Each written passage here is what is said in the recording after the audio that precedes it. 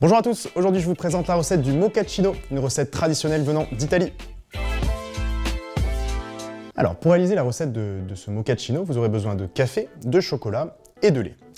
Aujourd'hui j'ai décidé de présenter deux recettes, une recette à base de coulis de chocolat et de poudre de chocolat. La différence, elle est visuelle et gustative. Je vous propose aussi, si chez vous voulez varier un petit peu les plaisirs, de prendre du chocolat blanc, du chocolat au lait, du chocolat noir. Vous pouvez même rajouter quelques épices, je pense notamment à la cannelle, mais là on n'est plus sur le mochaccino traditionnel, on est sur vraiment des variantes. Mais c'est possible, essayez à la maison et vous nous direz ce que vous en pensez.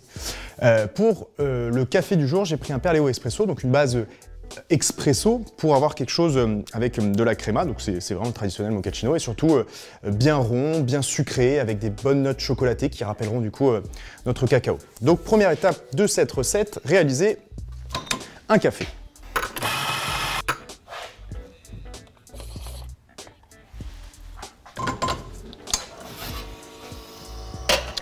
Alors, sachez pour vous aussi à la maison qu'il est possible de prendre une base de capsules, de dosettes, tant que c'est une base expresso finalement. On n'est pas obligé d'avoir une machine semi-professionnelle à la maison pour réaliser un mochaccino.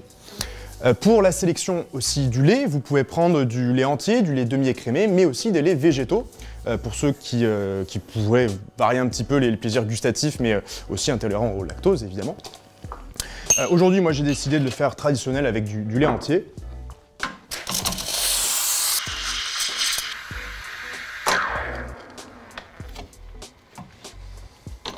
Également, petit conseil pour vous à la maison, si vous n'avez pas de buse vapeur pour mousser votre lait, vous pouvez tout à fait utiliser une French press, une cafetière à piston ou les mousseurs à lait que vous auriez à la maison. Ça fonctionne dans les deux cas. Donc, les deux techniques pour le mochaccino. La première, c'est avec un coulis de chocolat que je verse directement dans mon café. Je viens ensuite mélanger au fouet pour bien mélanger avec mon café.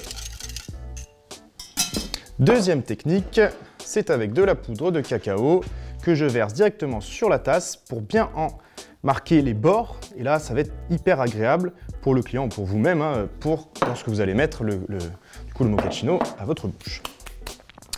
Donc la technique barista, c'est plutôt celle-ci, avec la poudre de cacao. Je fais ma verse de manière assez traditionnelle. Hop.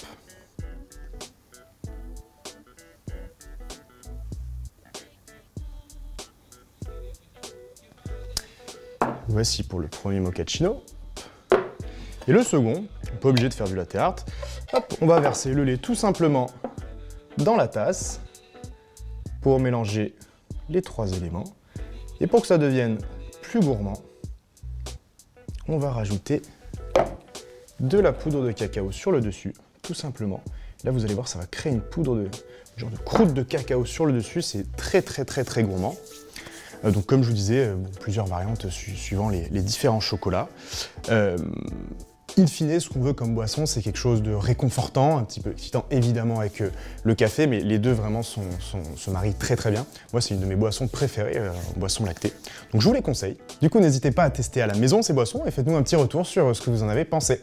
Je vous souhaite une belle journée.